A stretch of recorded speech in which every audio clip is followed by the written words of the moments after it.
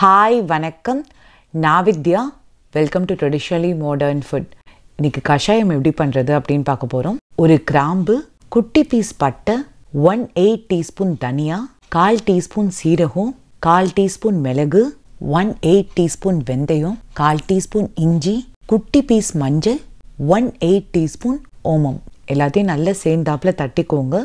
ஓரளவுக்கு தட்டின உடனே இப்போ இதில் 2 வேப்பம்பூ, 5 உளுர்ந்த திராட்சை போட்டுட்டு திரும்பவும் எல்லாத்தையும் நல்லா சேர்ந்தாப்பில் தட்டிக்கோங்க.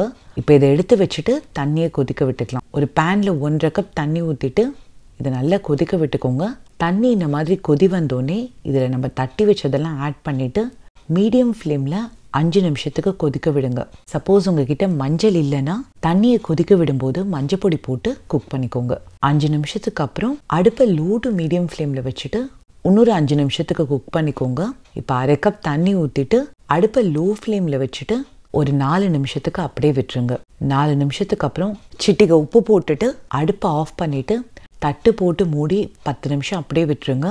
குடிக்கிற சூடு வந்தோடனே இதை வடிகட்டிட்டு கொஞ்சம் ஹனி போட்டு குடிச்சிங்கன்னா தொண்டைக்கு ரொம்ப நல்லாயிருக்கும்.